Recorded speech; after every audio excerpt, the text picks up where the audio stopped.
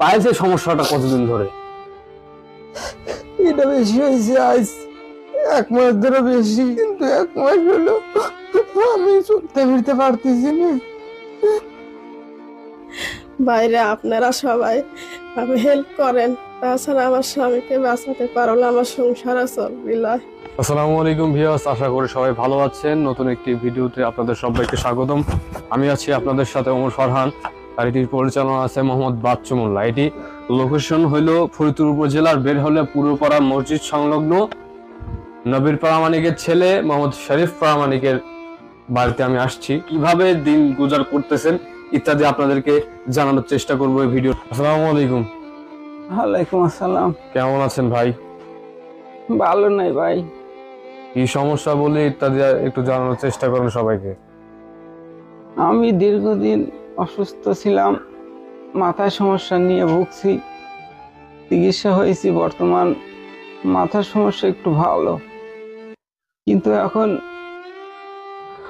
দ্বিতীয় সমস্যা আমার পাইলস সমস্যা নিয়ে ভুগছি। চিকিৎসা করব, আমার কোনো টাকা পয়সা নেই, অর্থ নাই, আমি বর্তমানে নিঃস্ব।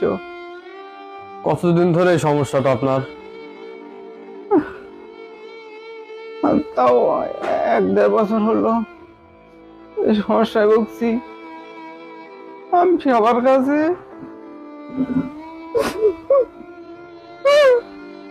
আল্লাহ তাআলা আপনাকে ধৈর্য দান করার তৌফিক দান করুন। দেখতে পাচ্ছেন একজন ভাই, শরীফ ভাই, তার সাথে কথা হয়েছিল। তার চিকিৎসার অবস্থান এরকমই যে তার 15-20 হাজার টাকা লাগবে চিকিৎসা। তিনি ঢাকা পিজি হাসপাতালে চিকিৎসা করাবেন, আর এই চিকিৎসা করতে তিনি ফ্রিতেই তাকে চিকিৎসা করাবে, কিন্তু এখান থেকে যাইতে যে আনুষঙ্গিক যা কিছু লাগে সবকিছুর জন্য 15-20 হাজার টাকা লাগবে। এজন্য ভাই আপনাদের কাছে শরণাপন্ন ভাই, তাইলে কি কি আরো ইত্যাদি একটু বলেন।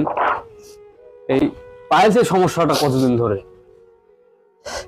এটা বেশি হয়েছে আজ 1 মাস ধরে বেশি, অনেক আগের থেকেই সমস্যা, কিন্তু 1 মাস হলো আমি চলতে ফিরতে পারতেছি না।